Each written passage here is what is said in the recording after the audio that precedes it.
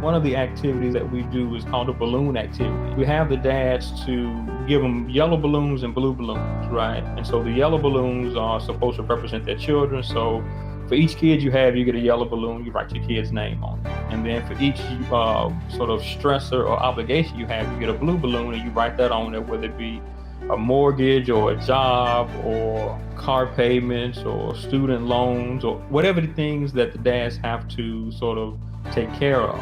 All at once, they blow these balloons up and we say go, and they throw the balloons up in the air, and the object of the activity is for them to balance all of the balloons and keep all of them in the air without allowing any of them to hit the ground.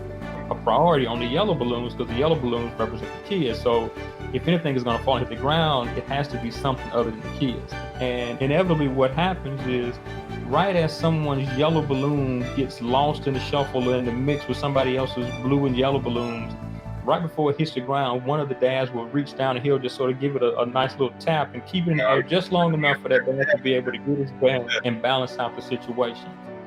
And it's usually at that point where the facilitators will stop the activity and say, okay, well, we now have a teachable moment, right? So what just happened? And we're able to sort of impress upon the dads the importance of the co-parenting relationship, because ideally, all of us have at least one other person whose job it is to help us balance all of those balloons.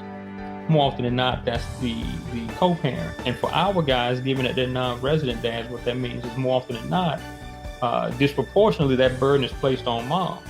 And so when dads are able to see and recognize the difficulty they have in the symbolic sort of activity of keeping balloons in the air, it helps them to really, really understand and have a great appreciation for the rigors that their co-parents are going through in terms of keeping actual people from falling on the ground and slipping through the cracks.